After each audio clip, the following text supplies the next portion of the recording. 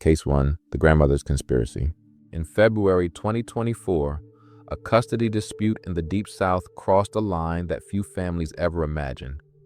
What began as a bitter legal fight over a child slowly transformed into a federal murder-for-hire investigation involving 3 sisters, a neighbor, and a man whose life would ultimately be saved by an unexpected decision. At the center of the case was Sandra Grimes, a grandmother from Alabama. She was watching her daughter, Irma Bauer, struggle through a contentious custody battle with her estranged husband, Raul Mina, a New Orleans resident and the father of her grandchildren. To Sandra and her sisters, the family court system felt slow, unresponsive, and deeply unfair. Over time, frustration hardened into something darker. According to federal court records, Sandra Grimes and her sisters, Judy Owen and Mitzi Smith, became convinced that Raul Mina was not just a legal opponent, but a threat to their family. They claimed he had harmed Bauer and the children, allegations that were never proven in court. Whether rooted in fear, belief, or delusion, those accusations became the moral justification for what came next. In February 2024, the sisters began actively seeking someone to kill Mina. Their plan was not vague or impulsive. Prosecutors later revealed that the sisters discussed multiple methods and made it clear that the outcome mattered more than the means. Text messages and recorded conversations showed a chilling focus on results. One message from Sandra Grimes read, "This is the purpose of taking him out, so the kids don't live in hell." The connection to a potential killer came through Mitzi Smith, who introduced her next-door neighbor, Rebecca Murphy, to the sisters. Smith told Sandra that Murphy would be perfect because she was, in her words, sneaky. Murphy, a Baldwin County resident with a criminal record, initially listened as the sisters outlined their demands. The conversations quickly escalated into disturbing territory, with the sisters proposing multiple scenarios and even arguing over logistics. Money became a breaking point. Court documents show the sisters had already paid another individual $10,000 to kill Raul Mina. That person took the money and disappeared. Desperate and out of options, Sandra texted Murphy, "That guy took the last cash I had. This has turned into a real mess." With no money left and growing pressure from the sisters, the plan began to unravel. That's when the story took a critical turn. Rather than continue down the path being laid out for her, Rebecca Murphy went to the FBI in May 2024. She informed federal agents of the entire scheme and agreed to cooperate. From that moment on, every meeting, message, and conversation was monitored. What the sisters believed was secrecy was, in reality, evidence being collected. Federal authorities moved swiftly. All 4 individuals were charged, and the case shifted from whispered plans to courtroom reality. Sandra Grimes pleaded guilty in October. Judy Owen and Mitzi Smith took their cases to trial, where prosecutors presented recorded conversations, text messages, and testimony that laid bare the extent of the conspiracy. The most striking moment came not during the verdicts, but during sentencing. Rebecca Murphy, despite cooperating with authorities and helping prevent the crime, initially faced an 8-year federal prison sentence for conspiracy and firearm possession. But during the hearing, Raul Mina himself walked into the courtroom. Standing before the judge, he credited Murphy's cooperation with law enforcement for saving his life. He asked the court for mercy. That moment changed everything. U.S. District Judge Jeffrey U. Beaverstock reconsidered the sentence and reduced Murphy's prison time to 5 years. It was a rare moment of compassion in a case defined by fear, anger, and escalation. On May 2nd, 2025, Sentencing for the sisters was finalized. Sandra Grimes received nearly 6 years in federal prison. Judy Owen, identified by prosecutors as a driving force behind the plot, was sentenced to 10 years. Mitzi Smith received time served for her role. What began as a custody dispute ended as a federal conspiracy case, one that demonstrated how quickly fear and family loyalty can spiral into something irreversible when anger goes unchecked. In the end, the only reason this story did not end in a funeral was because one person stepped back, spoke up, and chose to stop what others were determined to finish. If you feel yourself consumed by rage toward a co-parent, step back. Seek mediation, talk to a therapist, rely on legal counsel. Because as this case shows, trying to take control through violence doesn't protect the family. It destroys it. They believed they were saving a child. Instead, they ensured she would grow up knowing how close she came to losing a parent and how easily fear can turn into intent. Case 2. The Cliffside Betrayal. Little River Canyon in Alabama is a place of stunning natural beauty. Its cliffs, waterfalls, and remote isolation creating a sense of peace. But on one dark night in October 2021, that same isolation became the setting for an unthinkable act. Near the edge of a cliff, 3 women stood. 2 of them, Loretta K. Carr and her daughter, Jessie Eden Kelly, had a clear purpose. The 3rd woman, Mary Elizabeth Isbell, was there not by choice, but against her will. What transpired next was not an accident, nor a moment of unplanned rage. It was a carefully considered act driven by jealousy, a tragic decision to erase someone from their lives. Mary, known to her loved ones as Beth, was 37 years old, a mother and daughter who was working to rebuild her life. When she disappeared, her absence left a heavy silence. Her ex-husband reported her missing in December 2021, and what followed was a search that stretched on for nearly 2 agonizing years. During that time, Loretta and Jessie lived their lives, concealing the truth of what had happened in the vastness of Little River Canyon. They relied on the hope that without a body, there would be no crime. But secrets, no matter how carefully hidden, seldom stay buried forever. In June 2023, a credible tip led investigators back to Little River Canyon. Specialized search teams rappelled down the steep, treacherous terrain, and there, among the rocks, they found the remains of Mary Elizabeth Isbell. In a painful twist of fate, her remains were identified on June 30th, 2023, what would have been her 39th birthday. As investigators dug deeper, they discovered the dark dynamics at play. This was not a random crime, but a deliberate act of jealousy and possessiveness. Loretta Carr, the mother of Jessie, had viewed Beth not as a person, but as competition, someone to be removed. Tragically, Jessie, instead of stopping her mother, was drawn into the violence, participating under a distorted sense of loyalty. The legal proceedings that followed moved swiftly. Faced with irrefutable evidence, Jessie Eden Kelly pleaded guilty to murder in August 2025, accepting a 40-year sentence. As part of her plea, she agreed to testify against her mother, Loretta. Loretta, identified by prosecutors as the architect of the crime, remains in custody, facing capital murder charges as of early 2026.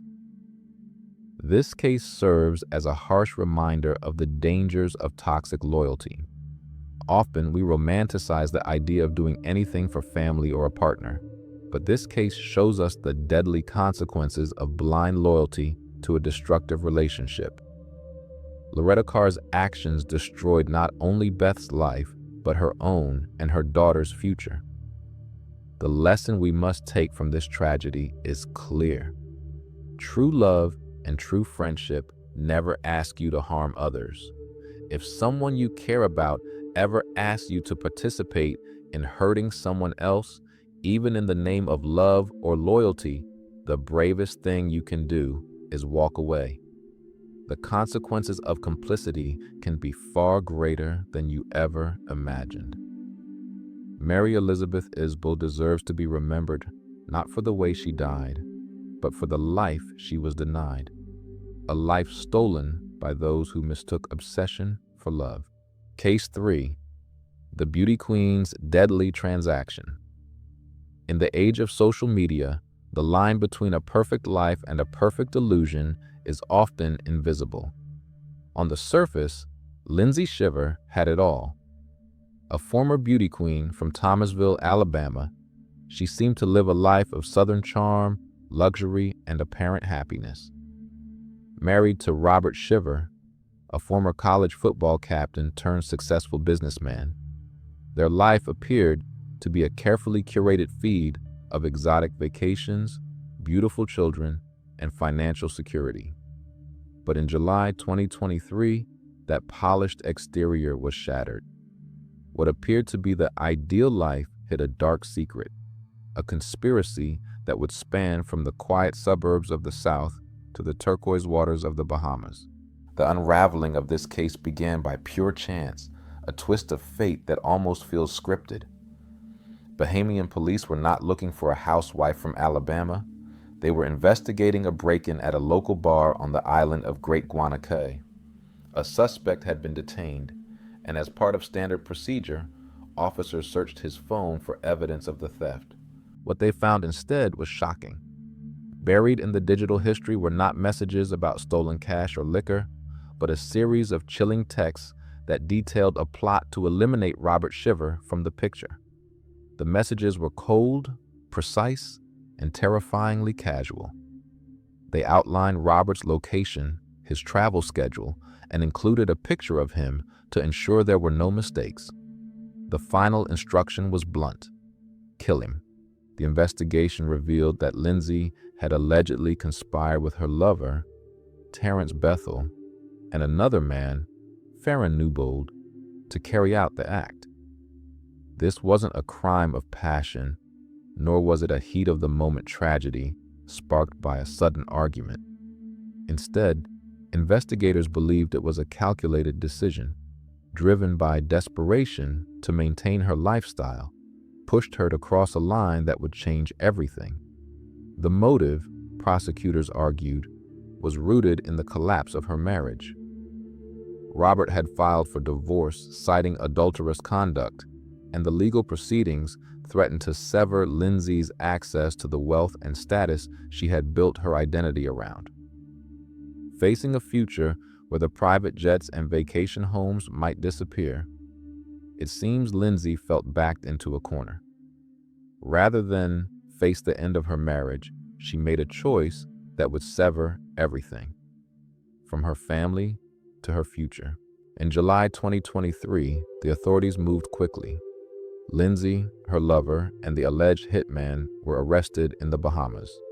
The news sent shockwaves through their community in Georgia and Alabama. The woman once celebrated for her flawless image now faced serious charges in the Bahamas, marking the fall of a carefully crafted life. It was a grim reality check that revealed just how far she was willing to go to protect her image. She had allegedly been willing to end the life of her children's father rather than face the reality of a downgraded lifestyle. As of early 2026, Lindsay Shiver's legal battle continues. After being granted bail under strict conditions, she faces a complex and ongoing path through the justice system, unable to leave the Bahamas as the case moves slowly toward resolution. The case has drawn international attention to the darker side of status anxiety, the overwhelming fear of losing one's social standing. Prosecutors argue that Lindsay's fear of a smaller life after divorce clouded her judgment so completely that she began to view murder as a viable solution to a financial problem. This case serves as a powerful reminder of the golden handcuffs. The trap of financial dependency. Staying in a broken marriage for the sake of security is painful, but allowing fear of poverty to escalate to violence is a tragedy. The lesson here is about the importance of financial independence. We often tell women to prepare emotionally for marriage, but we rarely tell them to prepare financially for its end. If you feel trapped by money in a relationship, where the fear of losing your lifestyle feels like a death sentence, it's a sign to build a safety net. Education, job skills, and financial independence are not just important assets. They are your freedom. A smaller life lived in peace is always better than a life lost to prison. No amount of wealth or status is worth sacrificing everything, especially the future we could have built. Case 4. The Attorney's Silent Poison. Coleman, Alabama is the kind of place where a 30-year marriage is seen as a pillar of the community. It's a town that takes pride in its traditions, where family names are remembered and couples who've been together for decades are admired. To the outside world, Sarah Baker and her husband, James Doyle Baker, were the picture of success. Sarah was a well-known attorney, a former candidate for district attorney, and a woman with an impressive legal mind who had built a solid reputation in the community. James was a local legend, a former Auburn University football player who had once graced the field with skill and charisma. Together, they seemed like a perfect match, successful, respected, and admired by all who knew them. But in the quiet corners of their life, things were beginning to change. In recent years, their dynamic had shifted, irrevocably altered by James's health. After suffering a stroke, James's once active life came to a halt. Sarah, who had always been a professional with a demanding career, transitioned from being a wife and partner to a full-time caregiver. In their home in Vinemont, the demands of medical care, the stress of daily life, and the weight of Sarah's new role began to build. She found herself stretched thin, emotionally, physically, and mentally, grappling with a sense of overwhelming responsibility that only deepened as the days passed. The tension grew silently, building behind the closed doors of their home, where Sarah's desperation went unspoken until it reached a tipping point in September 2025. By that time, Sarah's frustration, fatigue, and isolation had pushed her to a breaking point. Instead of seeking support or finding a way to manage her overwhelming responsibilities, investigators allege that Sarah sought a way out. Over the course of 3 weeks, on September 4th, 12th, and 20th, she is accused of taking the very food and drink she prepared for her husband and secretly poisoning it. This wasn't an impulsive act, born from a moment of anger, but a calculated decision that spanned several weeks. Prosecutors believe it was a slow, repeated attempt to end his life using a substance that Sarah knew could be deadly. The man she had vowed to care for, in sickness and in health, was unknowingly consuming poison at his own kitchen table, his life hanging in the balance. The plot began to unravel not because of medical reports or a doctor's diagnosis, but because of an unexpected witness. The investigation, led by the Coleman Police Department in collaboration with FBI task forces, revealed that Sarah had allegedly reached out to another individual to help acquire the harmful substance. As law enforcement pieced together the timeline, the evidence painted a chilling picture. The caregiver, once seen as a devoted wife, was now the alleged perpetrator of a crime so cold that it shattered the community's perception of the couple. On November 25th, 2025, the quiet town of Coleman was shaken when Sarah Baker, the 74-year-old attorney who had spent decades arguing cases in court, was arrested. The woman who had been a trusted figure in her community was now the defendant, facing serious charges of attempted murder, conspiracy, and elder abuse. The arrest was a gut punch to everyone who knew her. It revealed a terrifying truth. The very person who was responsible for protecting James Doyle Baker was the one allegedly endangering him.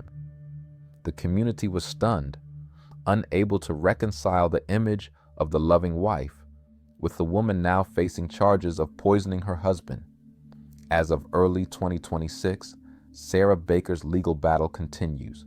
She has been granted bail under strict conditions, but her journey through the justice system is far from over. The case has sparked a difficult conversation about caregiving and the pressures that come with it. For many, the tragedy lies not just in Sarah's alleged actions, but in the silent struggle of caregiving. While the legal system will ultimately decide her guilt, the broader societal lesson is already clear. A marriage that survived 3 decades was dismantled not by illness, but by Sarah's alleged decision to choose poison over asking for help. This case shines a harsh light on a reality that many are afraid to discuss. Caregiver burnout. Caring for a sick spouse is an experience that can be both physically and emotionally exhausting. Without adequate support, that exhaustion can slowly curdle into resentment, emotional detachment, or, in the most extreme cases, violence. The weight of caregiving can wear a person down to the point where they feel trapped and isolated, unable to cope with the overwhelming responsibility. Here is the lesson we must take from this tragedy. Caregiver burnout is real, but it is not an excuse for violence. If you are caring for a loved one and you feel like you are drowning, if you feel trapped, overwhelmed, or even begin to resent the person you are caring for, that is a red flag you cannot ignore. Asking for help is not a sign of failure, it is a safety measure. Whether it's hiring a nurse, seeking respite care, or even placing a spouse in a facility, these are acts of love that preserve life. Do not wait until you are at your breaking point. There is no shame in admitting you cannot do it alone. The only shame is in staying silent until it is too late. Case 5, the Forest Trap. The Talladega National Forest in Alabama is a place of rugged beauty, drawing hikers and campers who seek to escape into the wild. The dense woods and scenic views make it a popular destination for outdoor enthusiasts. But on August 14, 2022, the forest became the setting for a tragedy that would shake the community to its core.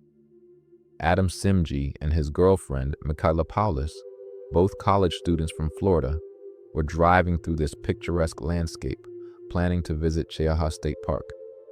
They were young, in love, and ready for a day of adventure.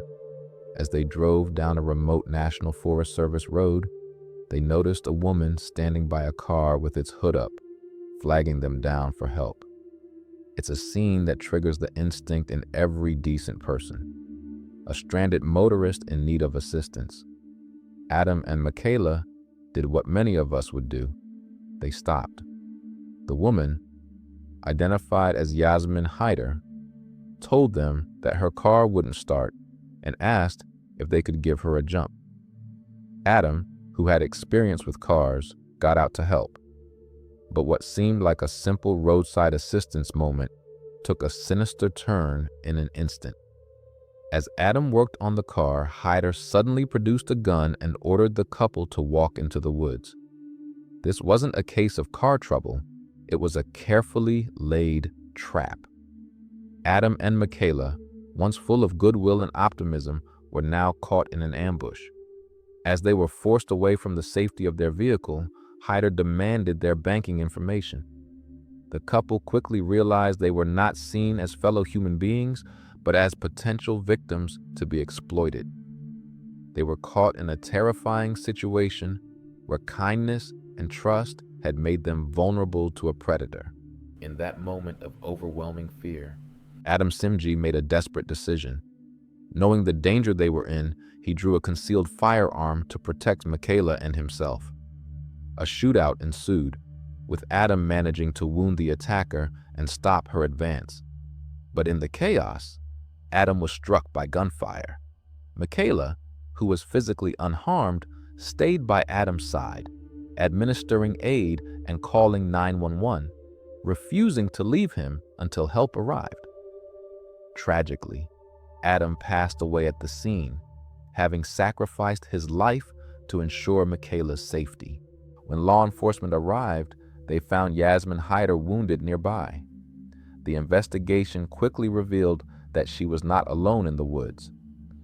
A half-mile away from the crime scene, officers discovered a hidden base camp that had been set up buried deep in the forest.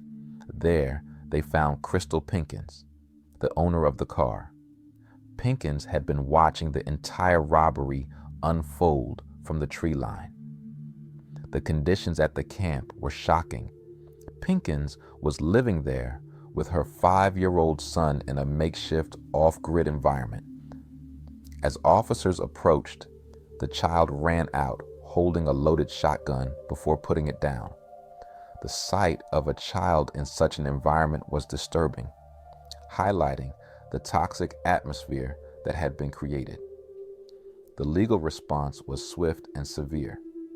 Prosecutors argued that Pinkins and Hyder were predators who used the isolation of the forest and the kindness of strangers as tools to carry out their crime. In January 2024, justice was served. Yasmin Hyder, who had fired the fatal shot, was sentenced to 35 years in prison. Crystal Pinkins, who orchestrated the ambush and provided the weapon, was sentenced to life in prison. The court held her accountable as the mastermind behind the deadly plot. This case is a heartbreaking reminder of how predators can weaponize empathy. Adam and Michaela were targeted because they were kind enough to stop and offer help. It forces us to rethink how we approach situations involving strangers, especially in isolated settings. Here is the lesson we must take from this tragedy. Predators often use the damsel in distress or broken down car ruse to lure victims into vulnerable positions. If you encounter someone stranded in a remote area, it's important to consider your safety first. The safest way to help is to stay inside your locked vehicle and drive to a more populated area where you can safely call 911 for assistance. Never lower your window more than an inch, and never exit your vehicle to approach a stranger in an isolated location. While it may feel unkind to drive away, your safety must always come first. This incident serves as a reminder that kindness should not come at the cost of your safety.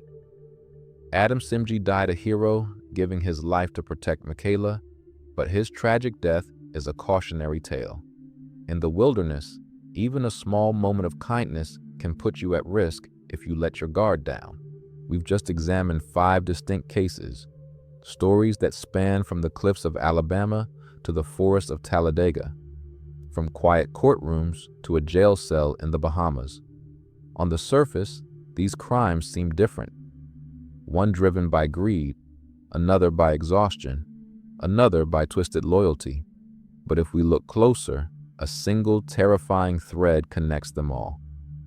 In each of these cases, the tragedy began when a human being stopped seeing another person as a life and started seeing them as an obstacle. For Sandra Grimes, the father of her grandchild became an obstacle to control. For Lindsay Shiver, her husband became an obstacle to her lifestyle. For Sarah Baker, her sick husband became an obstacle to her freedom. And for the women in the forest, a young couple became nothing more than a resource to be harvested. So, how can we use these dark lessons to build a safer life? First, we must recognize the danger of the echo chamber. In the cases of the Grimes sisters and Loretta Carr, violence didn't happen in isolation. It happened because they surrounded themselves with people who validated their worst impulses. If you're feeling anger, hurt, or fear, it's vital to avoid people who reinforce your worst impulses. Instead, seek those who help you gain perspective.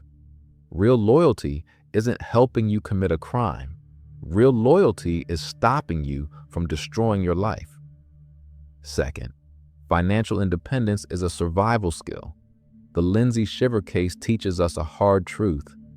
Dependency creates desperation. Never let your lifestyle become a cage. If the only reason you're staying in a dangerous or unhappy situation is money, you're vulnerable. Build your own safety net, no matter how small. It's your best defense against the golden handcuffs that can trap you in a life you no longer want.